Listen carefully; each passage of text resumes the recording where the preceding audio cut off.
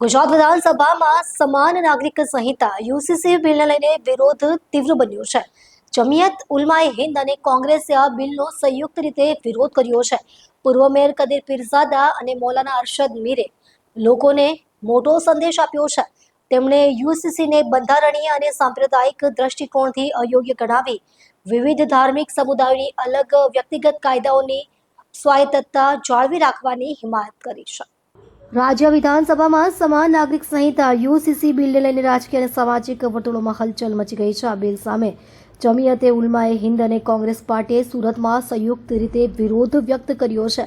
બંને સંગઠનોએ આ બિલને સાંપ્રદાયિક અને બંધારણીય મૂલ્યોની વિરુદ્ધ ગણાવીને તેનો વિરોધ કર્યો છે. આ દરમિયાન શહેરના માજી મેયર કદીર પીરઝાદા અને વરિષ્ઠ ધાર્મિક અગ્રણી મૌલાના અરશદ મીરે લોકોને મોટો સંદેશ આપ્યો છે. બંને નેતાઓએ શાંતિ, એકતા અને બંધારણીય અધિકારોની હિમાયત કરતા કહ્યું કે કોઈ પણ કાયદો લાવતા પહેલા તમામ ધર્મો અને સમુદાયના વિચારોને સાંભળવા જરૂરી છે. માજી મેયર શ્રી કદીર પીરઝાદાએ જણાવ્યું હતું કે ભારતની તાકાત તેની વિવિધતામાં છે. કોઈ પણ એકતરફી કાયદો સામાજિક સંતુલન ખોરવી શકે છે. તો મૌલાના અરશદ મીરે લોકોને અપીલ કરી છે કે શાંતિપૂર્ણ રીતે પોતાની વાત રાખે અને કોઈ પણ પ્રકારની ઉશ્કેરણીને ટાળે.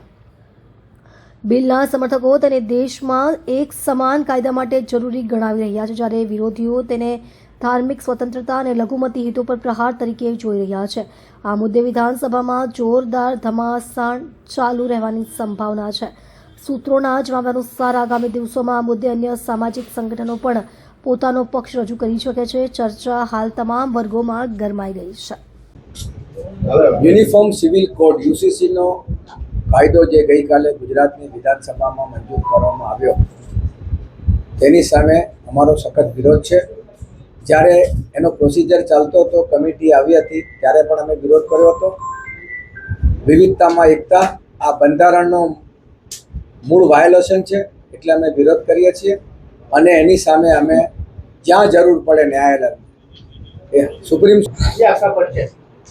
અરશદ અહમદ અબ્દુલ કાदिर मीर जमियत उलमा हिंद सूरत एक मुसलमान एक ईमान वालों જેવી રીતે जिस तरह एक मछली बगैर पानी के नहीं रह सकती, इसी तरह एक ईमान वाला एक मुसलमान बगैर शरीयत के नहीं जी सकता. यूसीसी के अंदर जितने भी कानून लाए गए वो सीधा कुरान और हदीस के विरुद्ध और मुखालफत में है.